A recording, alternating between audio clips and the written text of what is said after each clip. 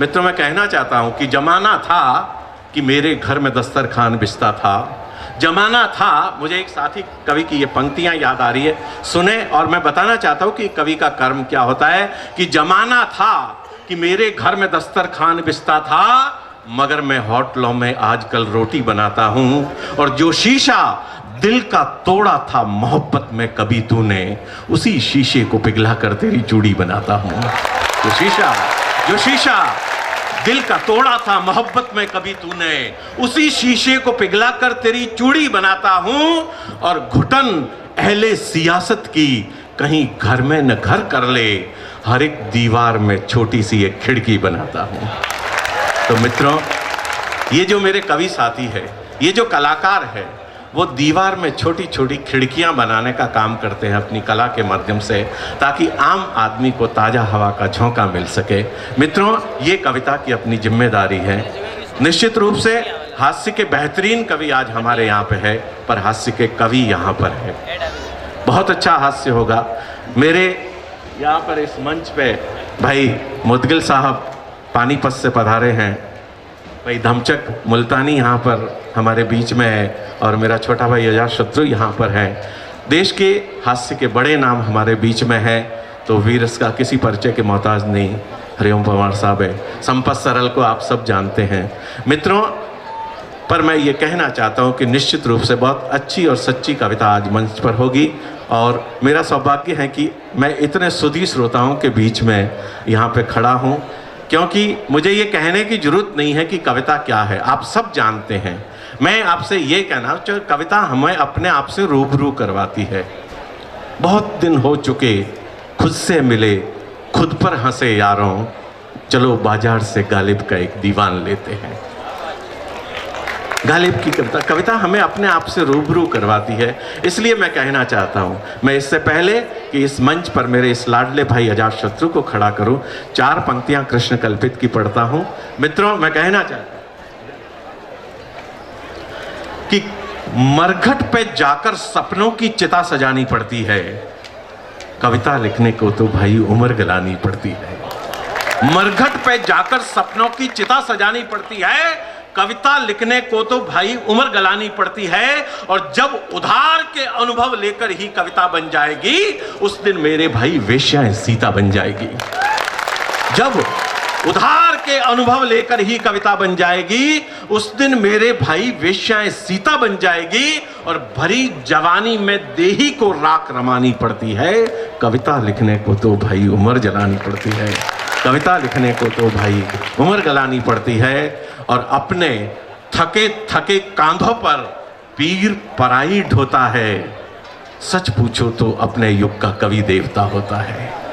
अपने थके थके कांधों पर पीर पराई ढोता है, सच पूछो तो अपने युग का कवि देवता होता है। और इस पत्थर से उस पत्थर तक ठोकर खानी पड़ती है, कविता लिखने को तो भाई उम्र गलानी पड़ती है। मित्रों, निश्चित रूप से ऐसी कविताएं होगी, लेकिन आपके चेहरे पर हंसी, आपके चेहरे पर ठहाके बिखेरने के लिए मैं अजातशत्रु को आवाज दूं कि क्योंकि या तो दीवाना हंसे या तू जिसे तौफीक दे, तू जिसे तौफीक दे, वरना इस दुनिया में आकर मुस्कुराता कौन है। मित्रों, आपके चेहरे पर मुस्कुराहट के लिए युवा कवि मेरा भाई अजातशत्रु आपके बीच में, जोरदार तालियों से अजात का स्वागत करें। आइए। आप सबको प्रणाम करता हूं, मंच को प्रणाम करता हूं, जो दूर दूर तक खड़े हुए हैं उनको विशेष प्रणाम। अगर पीछे जगह बची हो तो आप वहां बैठ सकते हैं, तो ये रात भर का कार्यक्रम है और आप खड़े रहेंगे, और खड़े रहने से पाँव भारी होने का खतरा रहता है। और पुरुषों के पाँव भारी हो ये कोई अच्छी बात नहीं। बैठ जाएं आप। बहुत अच्छी व्यवस्था आपके यहाँ के, एक तो कलेक्टर साहब जितेंद्र जी बहुत स्मार्ट कलेक्टर हैं, आपको इसके लिए आपको विशेष तालियां बजानी चाहिए। जितेंद्र जी जब पैदा हुए थे तो कई बार तो मैटरनिटी होम में वो नर्सें थी, वो आपस में चर्चा चल रही थी उनकी कि इनकी बारात जाएगी कि आएगी। लेकिन बहुत अच्छे हैं और बहुत सहज हैं, और इनकी आयु है, इसलिए हम इनसे संवाद कर लेते हैं, परिहास कर लेते हैं। अन्यथा बहुत जिम्मेदारी से इधर माताएं बहनें बैठी हुई हैं। नारी शक्ति है। नारी क्या है? शक्ति। पुरुष सहन शक्ति। हाय रे सबला पुरुष तेरी यही कहानी, मुंह पे है मूंछ और आंखों में पानी। अच्छा, कई देखो, पुरुष के शरीर में 1.5 लाख नसें होती है, सिर्फ पत्नी जानती है कौन सी वाली कब दबानी। कुछ ने इधर जूते वूते रख दिए, उधर बैठ गए। गूगल का सर्च इंजन दुनिया की हर चीज ढूंढ लेता है, लेकिन झालोर के यहाँ हनुमान जी के मंदिर के बाहर जो चप्पल चोरी हो जाती है, वो गूगल तो क्या उसका बाप तक नहीं ढूंढ सकता, लेकिन पुलिस का एक अदना सा सिपाही ढूंढ लेता है, क्योंकि अपने यहाँ कहा गया है चोर चोर मोसेरे भाई। बहुत अच्छे है, शुक्रिया। मैं इनको दंडवत प्रणाम करता हूँ। ये जो नरपुंगव बीच में खड़े हैं, ये ड्यूटी दे रहे, इससे लग रहा है कि पुलिस ड्यूटी कर रही है। अच्छा, पुलिस तो जितेंद्र जी शब्द ही स्त्रीलिंग है।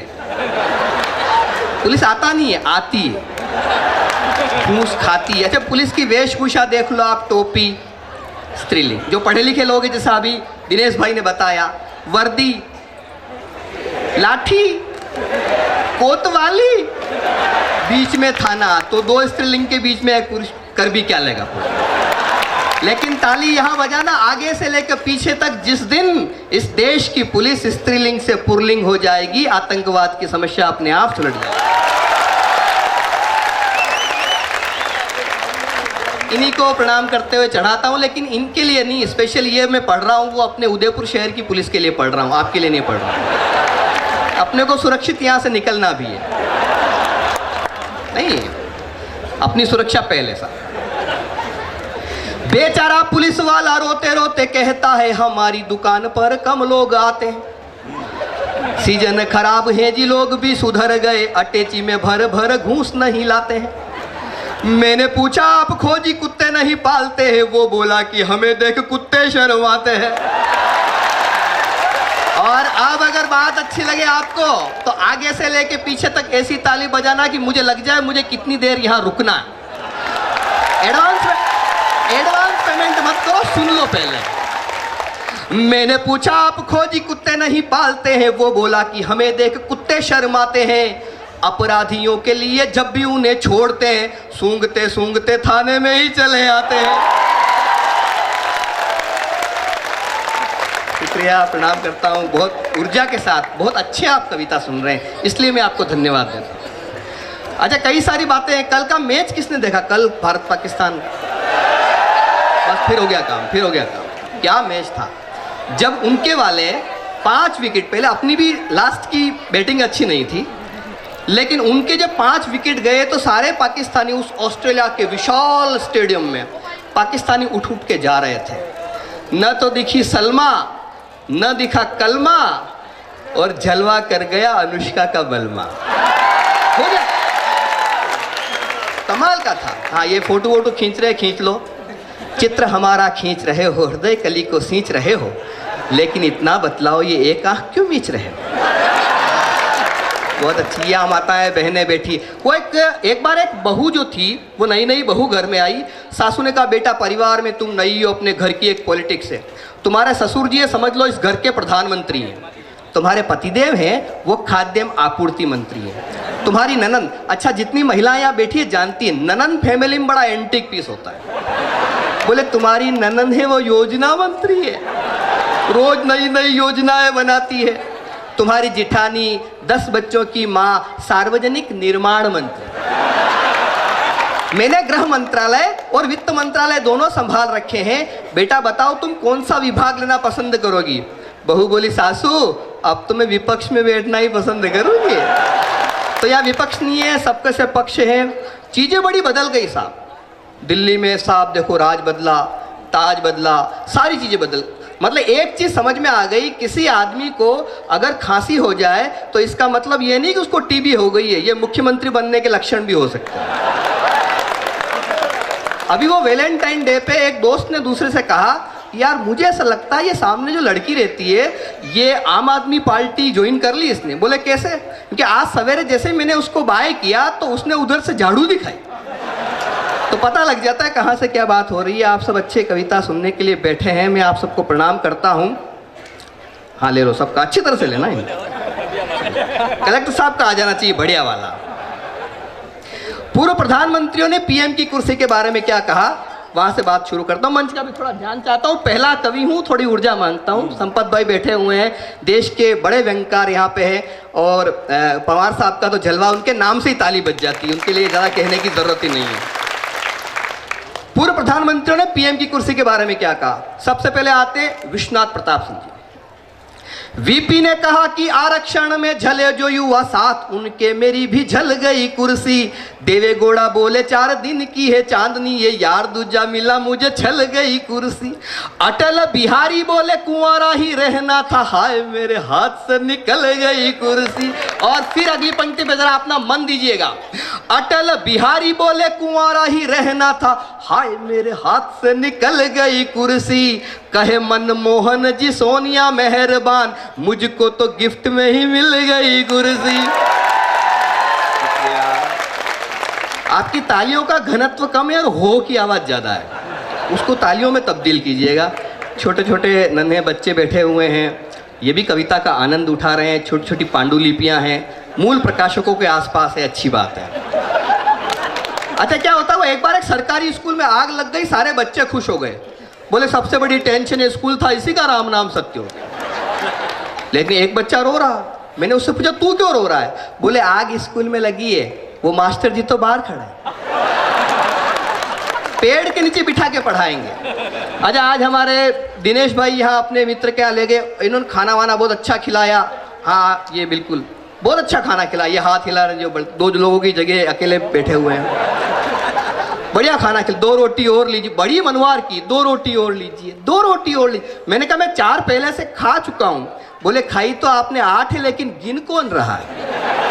तो ऐसा विशेष देखो, इन्होंने ताली बजा दी, बहुत अच्छा।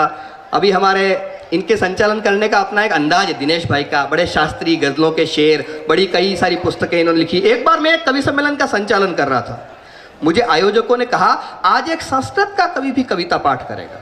मैंने कहा अच्छी बात है, संस्कृत भाषाओं की माँ है, इसका विस्तार होना चाहिए। आयोजक बोले ऐसा कुछ नहीं है, आपको संस्कृत की कविताओं का हिंदी में अनुवाद करना। अच्छा आपकी जानकारी के लिए बता दूं, मैं हमेशा संस्कृत में सप्लीमेंट्री से पास हुआ, अपने को नहीं आती। मैंने कहा पब्लिक को आती है क्या? बोले पब्लिक को नहीं आती। मैंने कहा फिर क्या संकट है, कर दूंगा अनुवाद। कवि आया, कवि ने आते ही पंक्ति पढ़ी, त्रिया चरित्रम पुरुषस्य भाग्यम। मैंने कहा स्त्री का चरित्र देखकर पुरुष भाग गया। वो बोला देवो न जानाति कुतो मनुष्य। मैंने कहा देवता भी नहीं जानते आदमी कुत्ता होता है। अच्छा मैं बच्चों को पढ़ाता हूँ, मैंने बच्चे से पूछा, मैंने कहा तमसो माँ ज्योतिर्गमय, इसका मतलब क्या होता है? वो बोला तू सो जा माँ, मैं ज्योति के पास जा रहा हूँ। हाँ तो आप एक बार हे करने से काम चलेगा, जोरदार तालियां बजा के बताओ आप कविता सुनने के मूड में। हाँ कई सारी, एक बार आदत पड़ गई जो पड़ गई। एक बार एक महिला टेलीफोन ऑपरेटर की शादी हुई, पहली ही मुलाकात में उसके पति ने उससे कहा तुम मेरा प्यार हो, अरमान हो, मोहब्बत हो, मैं तुमसे दिल के तार जोड़ना चाहता हूँ। पत्नी बोली क्षमा करें, यह सुविधा इस नंबर पे मौजूद नहीं है। पति बोला डायल टोन तो जा रही है। पत्नी बोली कृपया प्रतीक्षा करें, आप कतार में। अच्छा एक बार एक कबड्डी चैंपियन की शादी हुई, दुल्हन से सहेलियों ने पूछा तेरा दाम्पत्य जीवन कैसे चल रहा है? बोले दाम्पत्य जीवन को गोली मार, वो तो कबड्डी कबड्डी कबड्डी कबड्डी कबड्डी कबड्डी करते हुए आते हैं, जैसे घूंघट उठाती हूँ पाँव छू के भाग जाते हैं। हाँ कई सारी चीजें हैं। हमारे पवार जी चूंकि यहाँ बैठे हुए हैं, एक 4 पंक्तियां में विशेष आप तक पहुंचाता हूं। एक शहीद मरता है तो वो अपने पीछे क्या छोड़ के जाता है, और एक नेता जब मरता है तो अपने पीछे क्या छोड़ के जाता है। आप कल्पना करें, शहीद मरता है तो क्या छोड़ के जाएगा, विदा होता है तो, और एक नेता छोड़ के जाएगा पेट्रोल पंप, बड़े बड़े घोटाले, स्विस बैंक में काला धन जो बाबा रामदेव आज तक नहीं ला पाए है, कई सारी चीजें हैं। लेकिन एक शहीद विदा होता तो क्या छोड़ के जाएगा? माँ की गोद छोड़ी छोड़ी बहिना की राखी, आज रोशनी का साथ ही पतंगा छोड़ गया है। माँ की गोद छोड़ी, शुक्रिया, माँ की गोद छोड़ी छोड़ी बहिना की राखी, आज रोशनी का साथ ही पतंगा छोड़ गया है, छोड़ गया अपने सुहागिन की सुनी मांग, गोद में अबोध शिशु नंगा छोड़ गया। शुक्रिया शुक्रिया। छोड़ गया अपने सुहागिन की सुनी मांग, गोद में अबोध शिशु नंगा छोड़ गया है। और अब वो ताली बजाएं जिनके बात समझ में आ जाए और श्रद्धेय पवार जी की उपस्थिति में पंक्ति पढ़ता हूं। छोड़ गया अपने सुहागिन की सुनी मांग, गोद में अबोध शिशु नंगा छोड़ गया है। देशवासियों के नाम, देश प्रेम के लिए ही केसरिया श्वेत हरी गंगा छोड़ गया है। चक्रधारी चक्रसी, चक्रधारी चक्रसी, चमकदार तेज आंखें, आंखें हैं या आंखों में तिरंगा छोड़ गया है। आंखें हैं या आंखों में छोड़ गया है, आंखें हैं या आंखों में तिरंगा छोड़ गया है। आइए, मेरा मन है अगर आप आज्ञा दें तो, चूंकि कवि सम्मेलन की शुरुआत है, एक गीत विशेष जिसको मैंने, चाहे वो दिल्ली का लाल किला हो, चाहे कुछ विदेश की यात्रा मैंने पढ़ा है, लेकिन आज इस अच्छी सी जनता के बीच में मेरा और जालोर का एक बड़ा पुराना रिश्ता रहा है। जोगेश्वर गर्ग जी यहाँ बैठे हैं, कलेक्टर साहब, काफ़ी अपने परिचित लोग यहाँ बैठे हुए हैं। तो वो गीत मैं आपके बीच में पढ़ना चाहता हूँ। हम राजस्थानी लोग जीवन में 3 काम बड़े जानदार शानदार तरीके से करना जानते हैं। पहला वार, दूसरा प्यार, तीसरा व्यापार। वार जब करते हैं तो कारगिल की घाटियों में कैप्टन अजय आहूजा की तरह अपने जान की बाजी लगा देते हैं, पीठ नहीं दिखाते। प्यार जब करते हैं तो रेतीले धोरों की धरती में ढोला और मारू के गीत गूंज उठते हैं, मीरा के भजन गूंज उठते हैं। और समर्थन करना दोस्तों, व्यापार जब करते हैं तो लक्ष्मी मित्तल बन के पूरी दुनिया पे छा जाते हैं। यही हम करके दिखाते हैं। दोस्तों, जिन लोगों ने इस देश को आज़ादी की मंजिल तक पहुंचाया, एक सपना उनका भी था, हर ख्वाब को हकीकत में तब्दील किया जाए, हर आंख के आंसू को मुस्कान में बदला जाए। लेकिन आधी शताब्दी से ज़्यादा समय गुजर गया। लोग कहते हैं ये देश वो देश नहीं है जिसका सपना कभी सुखदेव, राजगुरु या मंगल पांडे ने देखा था। जालोर वालों, एक बात याद रखना, सीता के पास जब राम थे तो उसे सोने का हिरण चाहिए था, लेकिन उसी सीता को जब पूरी सोने की लंका मिल गई तो उसे राम चाहिए थे। ये देश उस सीता की तरह है जिसके आज़ादी के, तरक्की के, विकास के स्वप्न को या तो वनवास के हवाले कर दिया जाता है, या वनवास में किसी लक्ष्मण रेखा की आचार संहिता का उल्लंघन भी हो जाए तो अशोक वाटिका में कैद कर लिया जाता है। इसलिए 4 पंक्तियां शुरुआत में पढ़ता हूं कि फूल खुशबू रंग तितली इस चमन के वास्ते, हे हवा में शोखियां जिसकी छुअन के वास्ते, आओ हम सौगंध खाएं हिचकिचाएंगे नहीं। और फिर से संभाल लेना अपनी तालियों को, आओ हम सौगंध खाएं हिचकिचाएंगे नहीं, जान भी देनी पड़े अपनी वतन के वास्ते, जान भी देनी पड़े अपनी वतन के वास्ते। इधर पद्मिनी दर्पण देखे, उधर लो खिलजी मूर्छित हो, जहां हुमायूं लाज बचाने बहिना की आकर्षित हो। चंदन का बलिदान जहां पर कर देती माताएं हो, जिस माटी का कण कण गाता जौहर की गाथाएं हो। गोरा बादल राजस्थान, शेरों का दल राजस्थान, गौरव थाती राजस्थान, चौड़ी छाती राजस्थान। शुक्रिया, बहुत बहुत धन्यवाद आपका इस मोहब्बत के लिए। आप पूरे विश्व का इतिहास उठा के देख लें और उसमें सिर्फ हिंदुस्तान का इतिहास रख दे तराजू के दूसरे पलड़े में, आपको विश्व का इतिहास हल्का लगेगा। एक पल के लिए पूरे हिंदुस्तान का इतिहास रख दें और दूसरे में सिर्फ मेरे राजस्थान का इतिहास रख दें, आपको हिंदुस्तान का इतिहास हल्का लगेगा। तर्क देता हूं, तर्क से सहमत हो वो समर्थन करें। महाराणा को देख स्वप्न में अकबर भी डर जाता हो, मैं मानता हूं। महाराणा को देख स्वप्न में अकबर भी डर जाता हो, स्वामी भक्त चेतक प्राणों को न्योछावर कर जाता हो। भक्तमयी मीरा भजनों में प्रेम सुधा भर देती हो, हाडी रानी जहां निशानी शीश काट कर देती हो। उजला अंबर राजस्थान, वीर सलुंबर राजस्थान, शोणित माटी राजस्थान, हल्दी घाटी राजस्थान। शुक्रिया दोस्तों। जिन दिनों कारगिल का युद्ध हुआ, भरतपुर के पास एक गांव है अजान, जहां की गायत्री देवी ने अपने शहीद पति की अर्थी को कंधा दिया। या इतनी माताएं बहनें मेरी बैठी हुई है, आप कल्पना करें उस स्त्री के दिल पे क्या गुजरी होगी जिसने सुहाग का जोड़ा पहनकर शमशान तक की यात्रा की। मैं गायत्री देवी की चेतना तक और आपके दिलों तक कविता की ये आखिरी पंक्तियां पढ़ के विदा लेता हूं और मुझे आकाश पर तालियों से विदा कीजिएगा। सुनिए। आन बान और मर्यादा की पानीदार कहानी है, हाँ पानीदार कहानी है। प्राण जाए पर वचन न जाए, राजस्थानी पानी है। और अगली पंक्ति अगर आपको ठीक ठीक लग जाए तो आपके दोनों हाथ हवा में खुले हुए दिखाई देना चाहता हूं।